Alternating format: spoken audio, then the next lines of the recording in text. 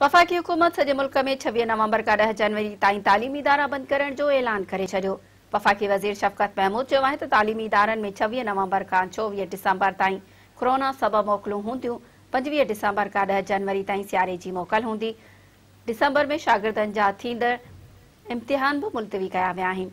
इस्लामाबाद में तालीम वारे वफ़ाक़ी वज़ीर शफ़क़त महमूद जी सदारत हेठि तालीम वारनि बैनल सूबाई वज़ीरनि जी वीडियो कॉन्फ्रेंस ते इजलास थियो। जंहिं दौरान तालीमी इदारनि में वधंदड़ कोरोना केसनि ते ॻणती ज़ाहिर कई वई। इजलास खां पोइ प्रेस कॉन्फ्रेंस कंदे वफ़ाक़ी वज़ीर शफ़क़त महमूद चयो त सॼे मुल्क अंदरि 26 नवंबर खां तालीमी इदारा बंदि करण जो फ़ैसिलो थियो आहे। 26 नवंबर खां 24 डिसंबर ताईं कोरोना सबबि मोकल कई वई आहे।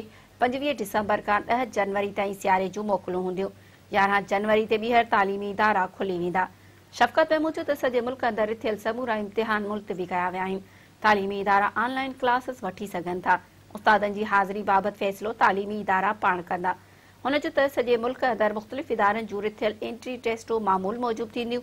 तालीमी इदारा बंदि करण वारो फ़ैसिलो वोकेशनल टेक्निकल इंस्टीट्यूट ते लागू न थी सघंदो। वफ़ाक़ी वज़ीर चयो त मई या जून में शागिर्दनि खां इम्तिहान वठण जी कोशिश कंदासीं। तालीमी इदारनि जे हॉस्टलनि में सिर्फ़ 10% शागिर्द रहण जी इजाज़त हूंदी।